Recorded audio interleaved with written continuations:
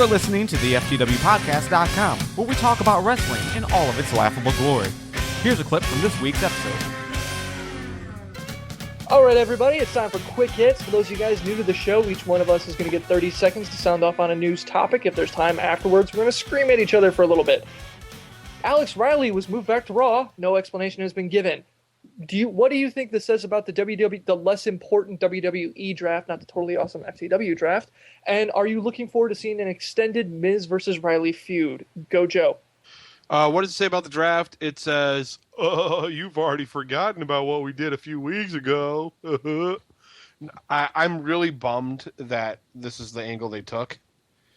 They could have at least had some type of temporary trade or a trade go on between the Raw GM and...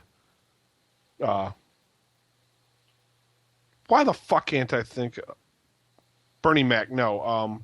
Rodney Mac, no. I'm not helping you. Damn it. Damn it, Garvin. Teddy Long. Yes, thank you. Rodney.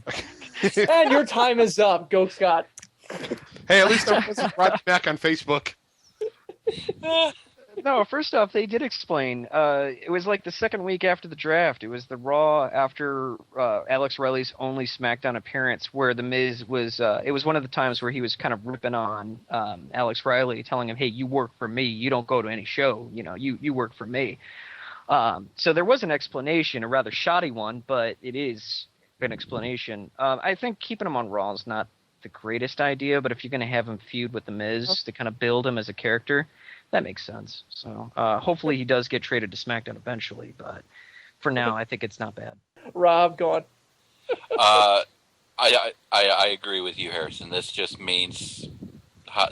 showcases how irrelevant the draft is becoming. I mean, the WWE draft, not the FTW draft. The FTW draft is totally awesome. Go on. Right. The WWE draft. I mean, thank you. They do this every year. They draft, and then periodically throughout the year, guys bounce from show to show. It's just, this is just case. This is just showcase of, how irrelevant the draft as a whole is. Okay.